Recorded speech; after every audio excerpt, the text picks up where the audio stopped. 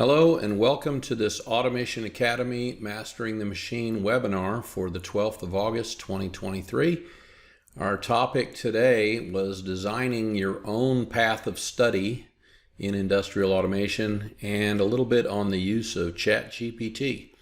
Hope you enjoy it. Good morning and welcome to this Automation Academy Mastering the Machine webinar for the 12th of August 2023. My name is Frank Lamb, and this is the 61st Mastering the Machine webinar that I have held over the past 3 years or so. Today's topic is what you need to know in automation and how ChatGPT might help. So what this really is a bit on designing your own course of study in industrial automation, depending on what your career path would be. And I'm also going to talk a little bit about ChatGPT because I've been using it over the last few weeks, and it's come in pretty handy for certain things. And then, of course, I'm finding out other things that it can't do all that well. Before we get into all that fun stuff, I'm going to go over the basics of why I started this webinar in the first place. Back in 2020, I created a membership group called the Automation Academy that is focused on training in industrial automation. It's kind of evolved from my blog, Automation Primer, and then I've done a lot of in-person training over the last 10 years or so, and then put a lot of this online after a tornado came through and destroyed my training facility. I kind of had several months at the beginning of COVID where I didn't really have a place to work out of, so I started this Automation Academy. And on the Automation Academy site, I put a lot of training videos for Allen Bradley, Siemens, Beckhoff, Omron, things like that, some things on PID, etc., and put a library of training and technical documents. And some of what I am talking about today kind of applies to that. So I will be digging into the Automation Academy and showing a little of what's on there. Did create a community with some interest groups. It's kind of gone through some cycles, but it's called IO Central, and you can find it at the Automation Academy site, automationllc.com. You can kind of navigate to it from there. And we do have these regular events. They're generally every 2 or 3 weeks or so, and try to make them on different topics, sometimes have guests and things like that. But anyway, today's topic, as I mentioned at the beginning, is what you need to know in automation, designing your own course of study, and how ChatGPT might be able to help you. As a lot of people know, they've probably heard a lot of universities and things, of course, charge a lot of money for training, and their goal is to keep you there for 3 or 4 years while you pay them and learn whatever they say you need to learn. And sometimes, for instance, in my experience, I got a lot of knowledge, but very little of it applies to what I do today. I got my degree, 30 plus years ago in electrical and computer engineering, and computers and, electricity is still the same, but computers and industrial automation are completely different than when I started. So lots and lots of new information out there. And how would you design your own course of study? And what do courses of study look like now at universities? So I'm fortunate enough, I spend 2 weeks a month teaching and creating content for a company called Automation NTH. And you've probably seen their logo a few places on this webinar. And it is even on the front of this book, Maintenance and Troubleshooting Industrial Automation, which I wrote this book as a it was a request from a company called Dexcom that Automation NTH does a lot of work with. And they wanted a troubleshooting course.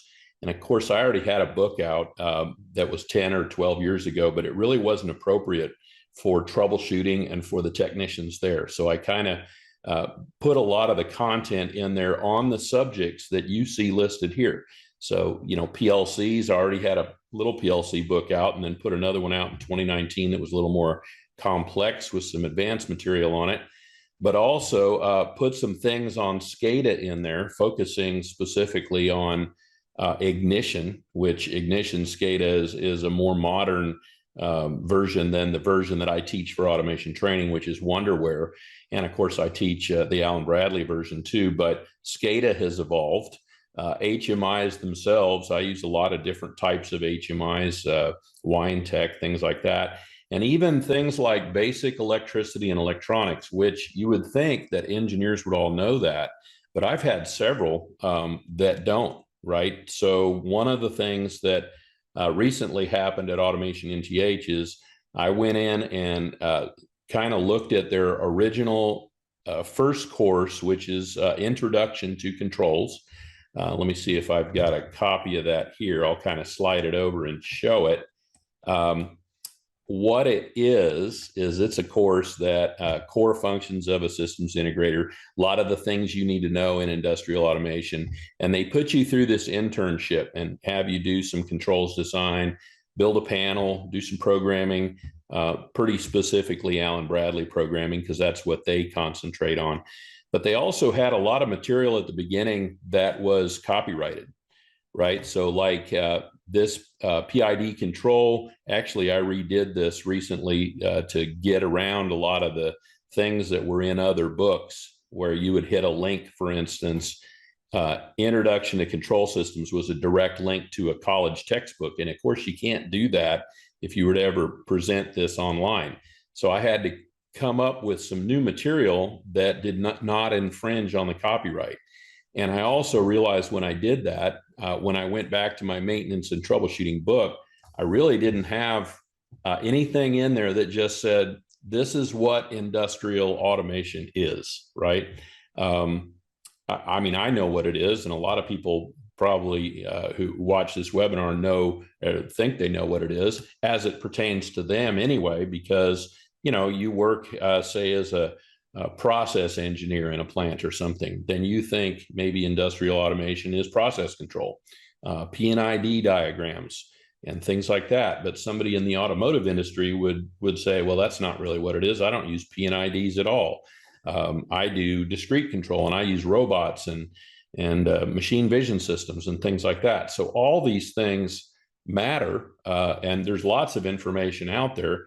But how would you put it together to make a a self-guided course? Or if you went to university, how would you qualify that school and make sure that you're learning what you need to learn? That's an interesting question. And as I dug into ChatGPT, I found out it can create a whole lot of content in a hurry for you.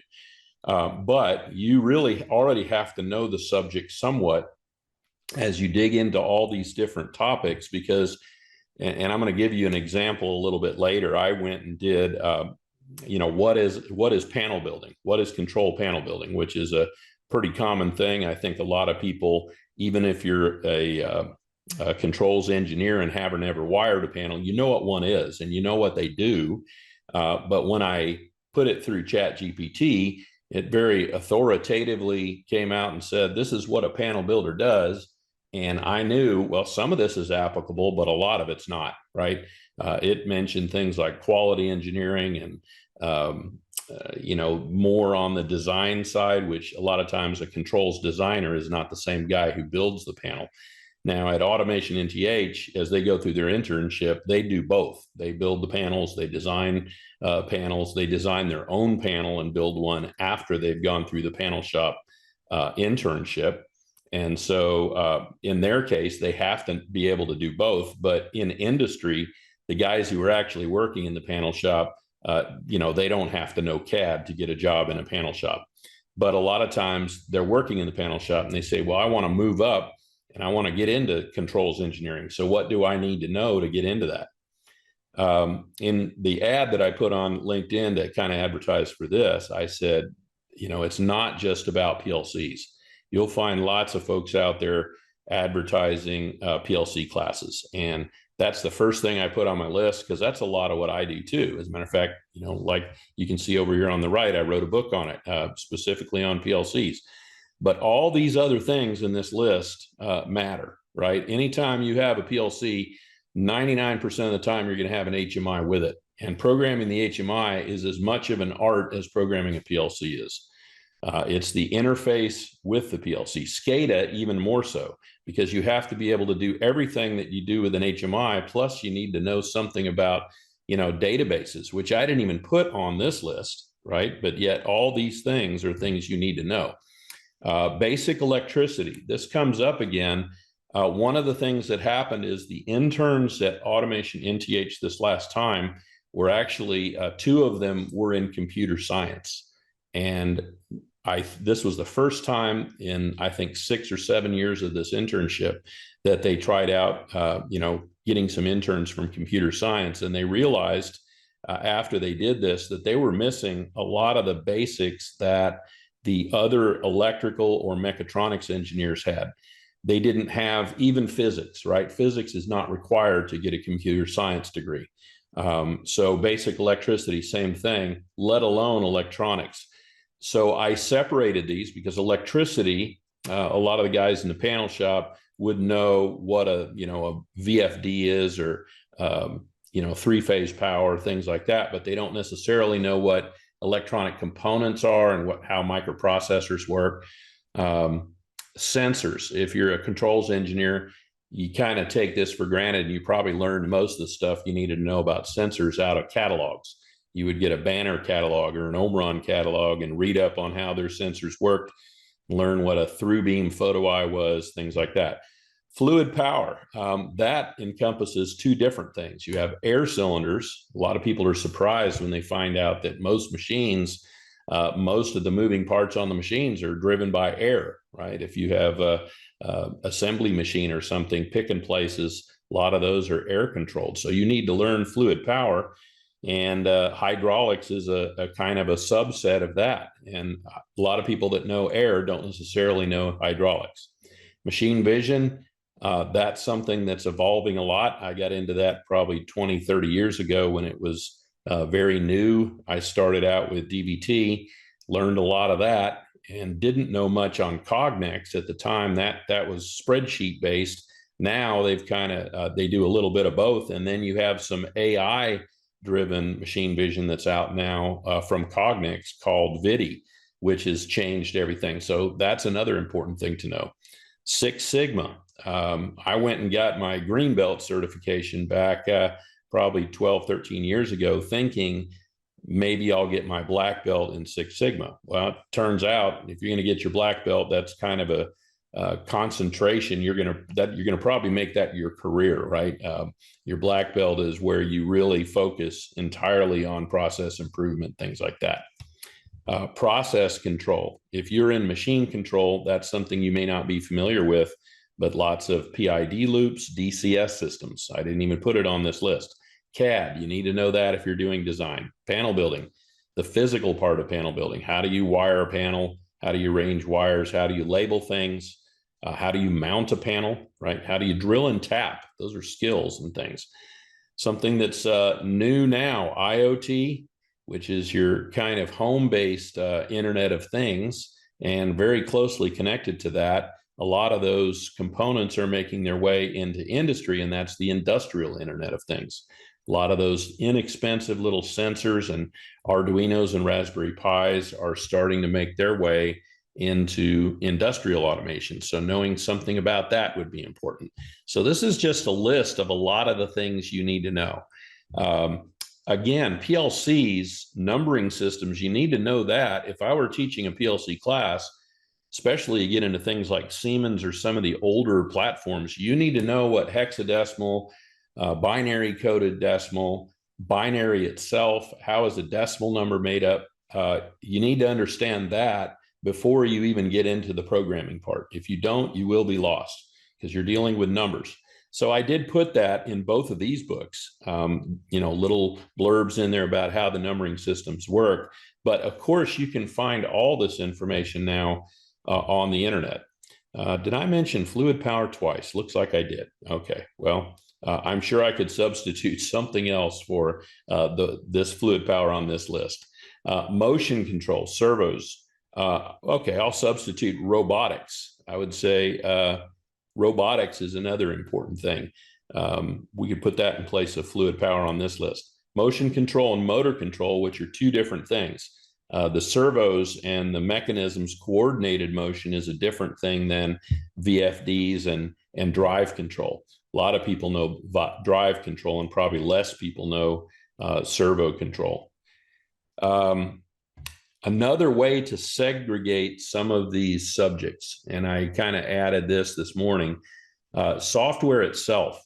So in the other list, I didn't have anything about Python, C#, SQL, right? Learning SQL and SQL Server, ChatGPT itself as a platform. You probably are going to need to know some kind of an AI or generative AI program in the next few years. So learning about that.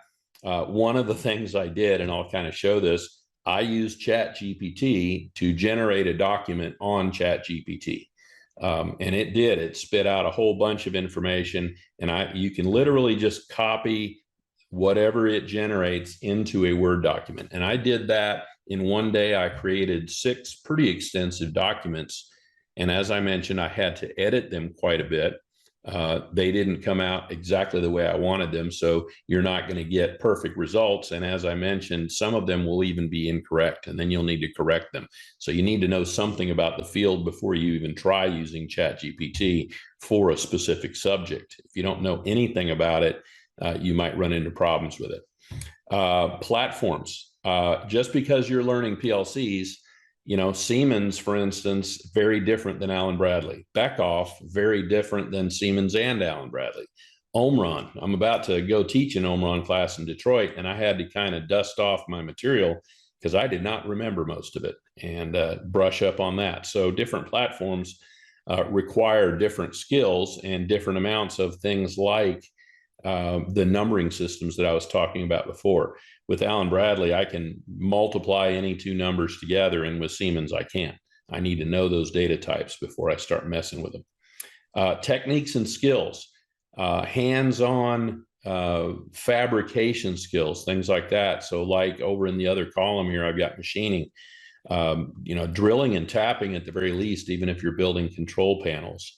Automation NTH has a CNC-based panel mounting system. It will drill all your holes in your panel, cut all your holes, and it doesn't mount your parts, but that would be the next step, right? If you were building repetitive panels, you could use robotics to actually mount your parts on your panel and save yourself some time. So learning those techniques, there's a couple guys there that know how to run that CNC machine. Engineering itself, engineering and design. Engineering, I would separate from design because a lot of the guys that do the drawings, which they call controls designers at a lot of these bigger machine builders, are not 4-year engineers. So they don't need to know as much of the theory. You don't have as much physics and math and things like that, but they definitely need to know CAD, AutoCAD Electrical, SolidWorks, things like that. And they're generally drawing something that was created by probably an engineer as far as the concept behind it. But design is a separate thing than engineering. I didn't even mention things like 3D modeling here, which is a new thing that's out.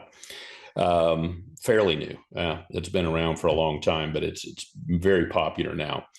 Machining, CNCing, using a mill, using a lathe, all those techniques.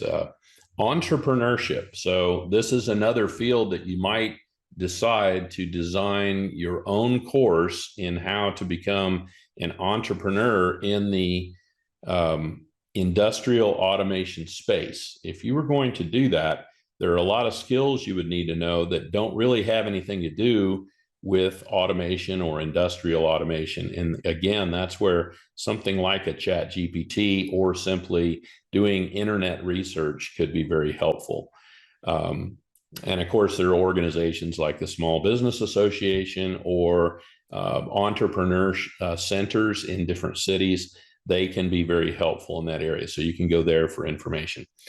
Learning trades, the electrical trades, the machining trades, welding, things like that. Those are important things that you may decide to create your path. And of course, you could combine that with entrepreneurship. So becoming a millwright, for instance, starting your own machine assembly and assistance company might be a path that you want to go down. And then you would need to learn multiple of these, I would call them softer skills than the hardcore skills that I had on the previous page.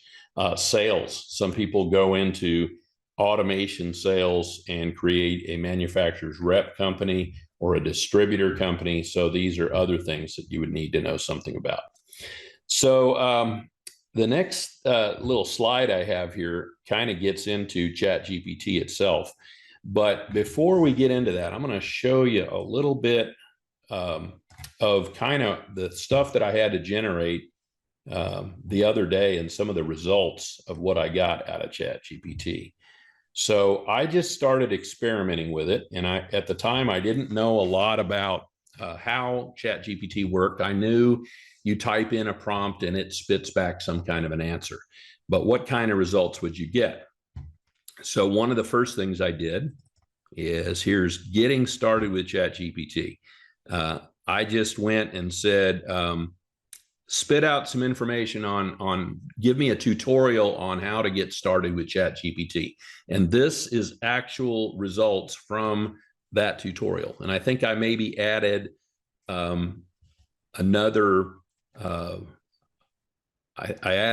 question to this same document. You'll see that down at the bottom. So I said just typed in on ChatGPT, and I'll show you what ChatGPT looks like here real quick. Let's see, this is the main screen, and these were the results, the chats that I created over here. I kind of put something in and I said, ChatGPT's capabilities. That was the first thing that I typed in to create that document. Give me a tutorial on ChatGPT, and it spit out all this different stuff. So that's kind of what the interface looks like. And these are my old chats over the last 30 days. It was about a week and a half ago, I guess, before I did it. And again, this is what it spit out, getting started. And this is where some of the, like I said, probably the things that were not exactly what I was looking for got spit out. So it said, create an account on OpenAI. That is necessary. You would need to create an account, put your email address in there, and then they'll put you through a few steps and say, do you agree with these things? And then they'll throw you straight into it and just say, try something out, type something in. And they give you silly kind of suggestions like, help me pick a gift for my dad who loves fishing. Okay, well, I'm sure it would do that. It would grab information on fishing and give you some ideas. The other one I'm looking here, suggest fun activities for a family of 4 to do indoors on a rainy day. So it's typing things in, right? But in the tutorial, it said, sign up, provide your information, agree to terms and conditions, choose a plan. And then the next part, it said accessing the ChatGPT API. So it didn't have anything to do in this entire tutorial about type prompts in, right? Go to this interface that says send a message and create a chat and type in a question. It never even mentioned that. So I would need to add that to this document. I know that. I'd go in there and type in my questions and everything. And then I even bought a book, ChatGPT for Dummies. Don't know if you can see my screen here, but I bought this. And I read up a bunch of stuff on ChatGPT and found out that the whole creation of the prompts is an art into itself. And this didn't even mention it, right? It said navigate to the API documentation, authenticate with your account, choose an API endpoint. I haven't done any of this yet. So I don't even know entirely what these things are, except I do know there's lots of plugins, add-ins, that sort of thing. So it will do a lot of other things for you, but that's not what I wanted to do. I wanted to just type things in and generate some content, but yet it spit all this stuff. Then it said making API requests to interact with ChatGPT. So I would encourage anybody that's watching this, go ahead and create a ChatGPT account and refine your questions. If you want more information, like for instance, some of these words, prompts. A prompt is a very important word here, and type in, how do I create a good ChatGPT prompt? And it will actually guide you, like this For Dummies book did, to places like GitHub, chat prompts, awesome ChatGPT prompts. That was something I found in the book. And if you Google that, or if you use ChatGPT to go find it for you, it would go find how to create prompts in ChatGPT. The prompts are the things you type in to get the specific answers you want. So I typed in tutorial, and it probably thought, oh, he wants to create API requests. No, not yet. Not until I learn the basics first, understand how it can help me in my job. Set up your environment, construct the API request. Gives a little picture here. Let's see, GPT Turbo. I'm not even using this kind of stuff. Send the request. Conclusion. You've now learned how to create an account with OpenAI, access the API, and make API requests. Didn't even say anything about creating a chat. Then I asked, okay, what are some of the capabilities of ChatGPT? I made the mistake at that time, and you could see it on the screen I showed you before, of creating a new chat. And what that does is that doesn't link it to the old chat. So it doesn't remember what you typed in that, I think they call it a prompt chain. So what you want to do is you want to start a chat, ask a specific question, and then in the same chat, ask more questions to refine things down to get at what you're wanting to know, right? So some capabilities of ChatGPT, I wrote these down, and it mentions here, this is another important point to remember, as of my last knowledge update in September 2021. So even the new Chat 4.0 still uses only data up until 2021. So there are some techniques to add data that's more recently, but you can't exactly do your own training. And that's so that people don't put a bunch of incorrect stuff in there and that applies to everybody. So it uses databases that are kind of vetted and checked through 2021, and they have not upgraded yet the internet knowledge for ChatGPT since then. There are ways to use plugins to go and update the internet sites that it can find and things, but that's still not really training. That's just going and finding information for you rather than answering in a knowledgeable way. So let's see, text generation, yes, can generate human-like text responses that are contextually relevant in the input it receives. That was pretty accurate. Natural language understanding, that's basically what it does. And multilingual support, it can do other languages, do interpretation for you. Creative writing, you could have it write a story for you, answer questions, create a test. It will do that kind of thing for you. It will write code in Python, various programming language, C#. You could tell it to write you some code to do something. Okay, so this was some of the stuff that it spit out for me. I got curious about training data, so I said, where does this come from? And it said, training data is introduced to ChatGPT during the training process, which involves feeding the language model to a large data set. But you can't do that, right? It does it for you. So lots of information in here, and I just copied and pasted this straight from ChatGPT into this document. Okay, so that's kind of the way I'm using it right now. But after I bought this For Dummies book, I was teaching in Cincinnati last week and bought this For Dummies book and read through it. I realized lots and lots of other capabilities and all the other plugins and what people are really using it for. So I can use it for a lot more than this now. That was one example. Industry 4.0 unified namespace. These were things that it didn't give me a ton of information on. It gave me some kind of generic things. I can actually find more by going to Walker Reynolds' site, 4.0 solutions, and probably look there and I'll find more pertinent things. Although maybe with more of his opinion kind of stuff on it, this is a little more straight from the internet. Industrial automation and job functions. And this is where I kind of got into today's topic. So I'm going to show you what that looks like. What is industrial automation? This is the start of how I was creating some material to redo the 101 course. Refers to the use of control systems, technologies, and machinery to automate various industrial processes and tasks. That's pretty good. Then it mentions all these different things: control systems, sensors and instrumentation, actuators, PLCs, HMI, SCADA, robotics, machine learning. Didn't mention machine vision. And I would say, for instance, machine learning and AI are not all that common yet in industrial engineering, yet it mentioned it as if they were. So some of these other things, good general knowledge things, right? So these are things you would need to study. All this is word for word. So I haven't modified any of this. This is exactly what it spit out, and I copied and pasted into this document. Then I said separate prompt, right? What is the difference between machine control and process control? And I've actually put a blog out on this before, and I called it things versus stuff. And I said machine control deals with things, objects. We're manufacturing a widget of some kind versus process control, big tanks full of stuff. And that's kind of how I differentiate it. And that's not 100% how it differentiated it.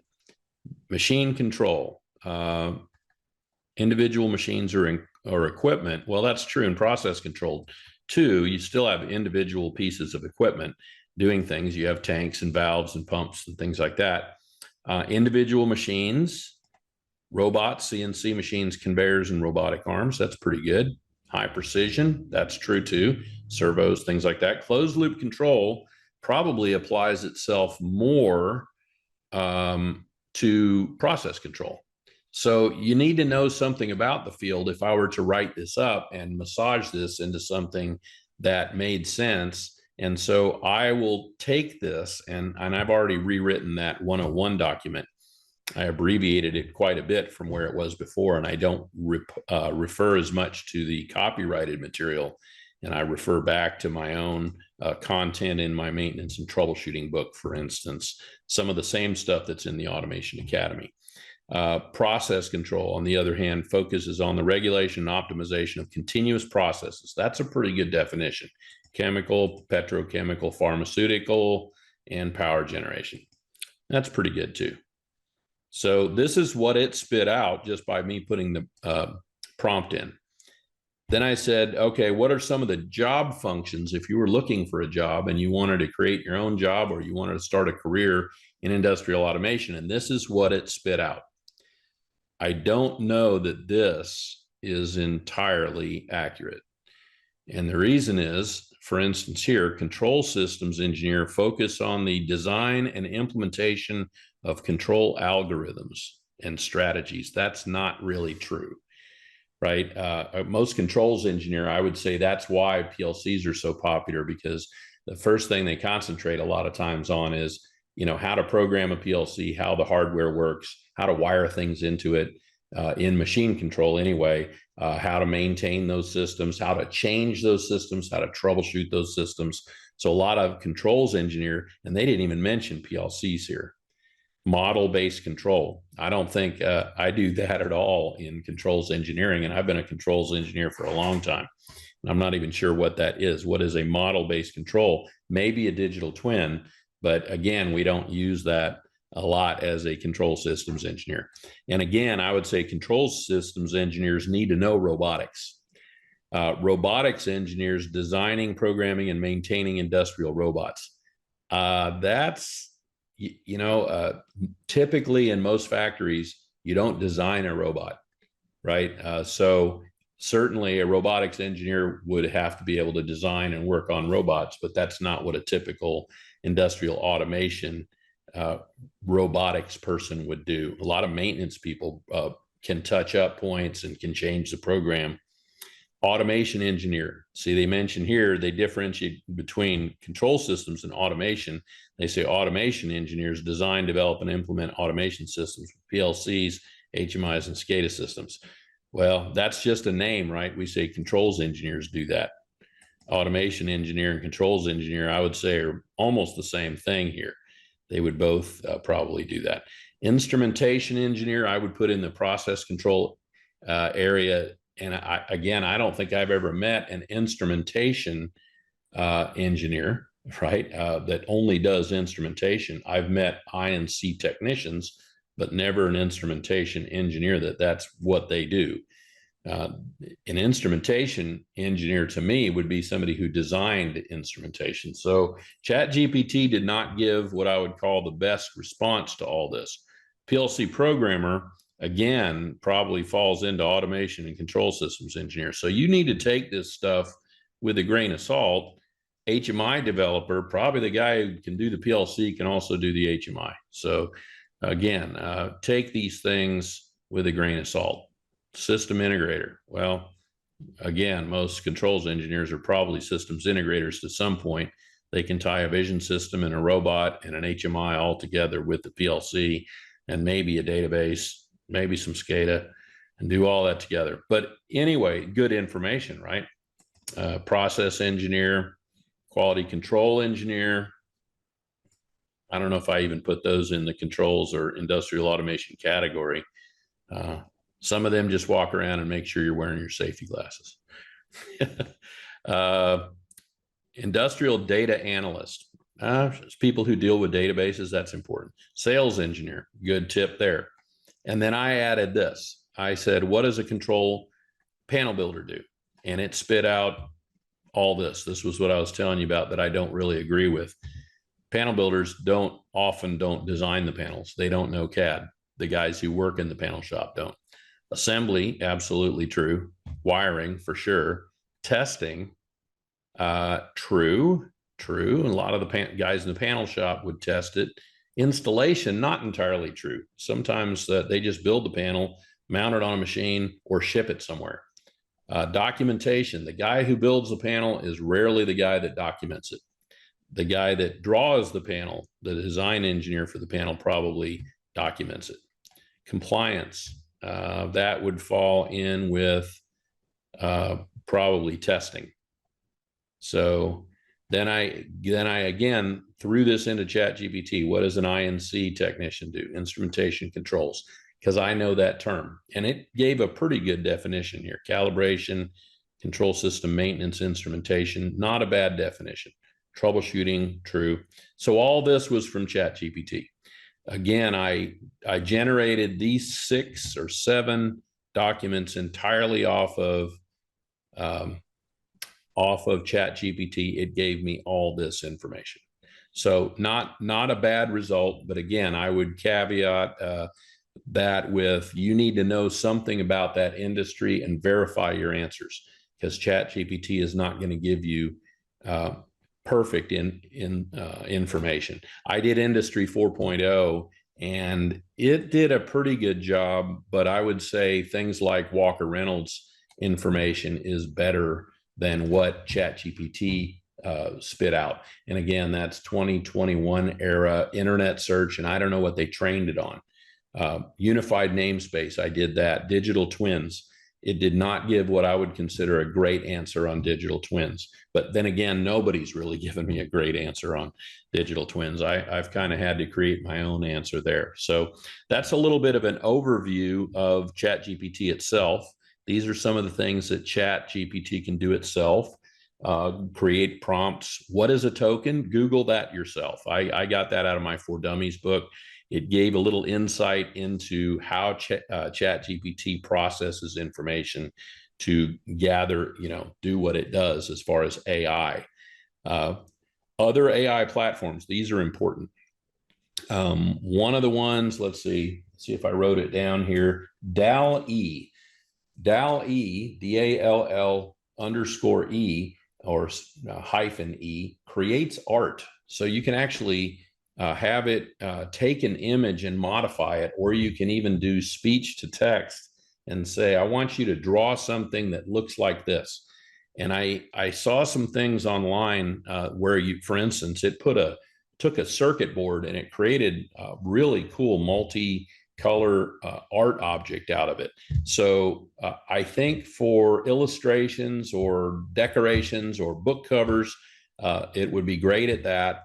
If you told it to create art out of somebody else's picture and that somebody else could recognize that picture, you might run into copyright problems. So you have to be careful about that too. If somebody looks at it and they see their their logo or their art or their picture that they took, and it's easy to tell that ChatGPT modified it or DALL-E modified it, you might have problems with copyright. There are also some laws that say that anything you create with ChatGPT or any other generative AI cannot be copyrighted by you, because ChatGPT created it, right? So if it spits out a bunch of words, and even if you massage them around, but somebody says you got all that information straight out of ChatGPT, you can't actually copyright that. So that's another thing to keep in mind. So this is kind of just what I wrote down, and then I thought, okay, I already have a website that I use to train people, and let me bring it over here. Yeah, there it is. So some of you may have seen this. This is the Automation Academy. It's a little bit of a look inside of it. And the main focus of this, other than the little blurbs and things that I do, is that you do have a career help, right? So let's see what that looks like. You can also click on this and you'll go to it. And I go through and I tell people, a little bit of blurb about your career, but what are your goals, right? Define your career and life goals by discovering passions, talents, and mission. This is straight out from a guy named Ken Coleman. I got that information from him. Then path maps your path. And this is the thing that I was telling you about, that if you want to create your own course of study, how ChatGPT could be helpful to you, or any internet research, honestly, but ChatGPT is quicker. Define where you are now. What do you already know out of the list of things that I put right on the slide? What are the available vocations or professions? And I separated these. Vocations would be more like trades. So again, panel building, electrician, controls technician, things that don't require a 4-year degree. In general, that's what these are. Professions are things that do require a 4-year degree. So, to be an engineer, to be called an engineer, you have to go to a 4-year school pretty much. And you have to get your PE technically. Obstacles, what kind of things are in your way, right? So this would be important if you want to identify where you want to go. What are the barriers in your way? It might be finances. I can't afford to go to MIT, but I want to be an engineer that comes from MIT. Well, then you need to figure out a way to get over that obstacle besides winning the lottery. What steps do you need to take to get to that point? And then if you decide to go work for some big company or something, how do you craft your resume? And I put some things in there that are just links to places where you can come up with good resume information. Networking, super important. We use LinkedIn a lot on getting to know other people and making connections. That's very important. And then creating an action plan and some other resources. And the action plan is kind of the list I was telling you about. And I kind of put a little video in there, and then I created an action plan worksheet. Let's see, XML file, style, document tree. I'll need to look into that. That shouldn't have done that. Oops. Oh, I didn't mean to close the whole thing. Oh, well. Get back here. There we go. Back into the academy. So that's how you get in. Education. Well, anyway, that path stuff's in there, and I have various different checklists and things that you can go through to get into that path. I will check that when I get done. That's on Amazon AWS, and it should have just popped up as a PDF, but it said something about style. That may have to do with my PDF reader, so you need to be careful about that. In any case, that's what the action plan was, which I mentioned at the beginning of this. What do you need to know? That involves creating an action plan, creating some kind of a list of the things that you need to know, and then doing the research online to check those boxes and make sure you know all the things you need to know. And again, ChatGPT can spit out some information and maybe give you a clue on some of those subjects. It's not going to be perfect, but it can create a whole lot of information very quickly. Unlike, for instance, if you did a web search and you just looked for a list of those things, you may or may not find a list of things that pertain to you becoming a good controls engineer. At least not just for free that somebody's created for you and created a worksheet. But ChatGPT could do that. It would spit out much of the same kind of stuff that I showed. Here's some of the different jobs that you could get. Here's some of the different skills that you need to have. And so ChatGPT could be a shortcut in that direction. And at that point, don't know who all's here. I can't see everybody on the webinar. So if are there any questions? Anybody have any questions about this or comments, anything like that? Phil Scruggs, are you here? Usually Phil stops in, but I don't see him on here. But in any case, that is pretty much what I had for today, which is, this is an idea, the list of a lot of the things that you would need to know to become a controls engineer involved in industrial automation, some of the different careers you might have, things like that, some of the things you need to know, software, hardware, engineering, design, PLCs, SCADA, panel building, lots of ideas here.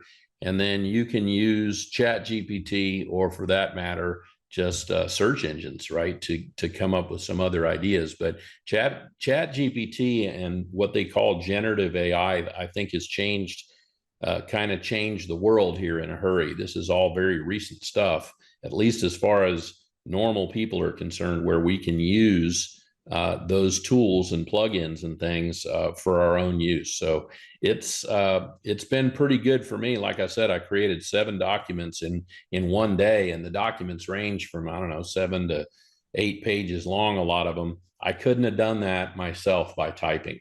So it spit out a lot of information in a hurry and seems to be pretty useful. Not an expert at it yet. Like I said, I got my For Dummies book and read through that. Before I go here, I'll throw a few of the things that I wrote down in my notebook here. There is something called Enhanced ChatGPT. There is a Web Chat GPT, which will add current internet results, right? So if you do Web Chat GPT, it goes out on the internet and finds stuff newer than 2021 and integrates it. Ghostwriter. Ghostwriter will cut and paste stuff for you into Word. I don't know how much of a time savings that is, because I found it very easy to simply highlight stuff and cut and paste it into Word. So I didn't need Ghostwriter to do that. It will do, let's see, chat to Word, cut and paste chat to Word automatically, I guess. It can 3D print. I did not know that. They said that ChatGPT could 3D print a house. If you told it, I want a 10 by 10 room and a whatever by whatever room and the doors here and all that kind of stuff, it could create the design for a 3D printed house. I'll believe it. I don't know. They say don't believe everything that it says, but apparently it's been proven. DALL-E, as I mentioned before, creates art. There's also DALL-E2, DALL-E2.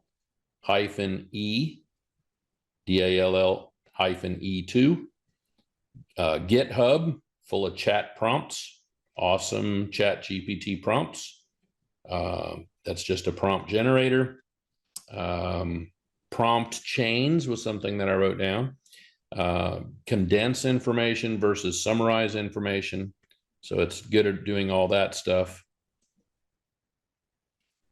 And actually, this is the last slide that I put down there. What are tokens? You can Google this. Summarize things, condense things, generate code, Python, C#, create content, as I've already shown. Act as a character. You could tell it, for instance, I want you to generate this content in the voice of Shakespeare, right? Or in the King James Bible language. The way Old English was in the 1600s, and it would write it for you in that style to the best of its ability. So I don't know how useful that would be, but it will act as a character. It will converse with you to a degree in the persona of somebody. Write me something like Stephen Wright, the comedian, would write, or George Carlin. That would be interesting. So it has those capabilities too. The next Automation Academy Mastering the Machine webinar probably is going to be on September 2nd. I do not know what the topic's going to be yet. I will be finishing up with an Omron class, so maybe it'll be Omron. Maybe it'll be more on ChatGPT. Maybe it'll be on Beckhoff. I'm doing a lot of work in all those. Who knows? So unknown topic, but it should be on September 2nd, which is the Saturday of Labor Day. So if you have any interest in being a guest, contact me. I would love to have more guests on the show and talk in person to people rather than me just spitting out lots of information. So with that, thanks for hanging out with me this morning, this fine Saturday morning. And if you're interested in the Automation Academy, please join. You can go to this site and you can join the IO Central for free, or you can go to this site and go to the Automation Academy, or just Academy, do a search, go to my website, sign up, and there's lots of information there about all the different topics we talked about today, and setting up your own path to becoming a good industrial automation engineer or technician. And with that, without any further ado, thanks for showing up, and we'll see you later.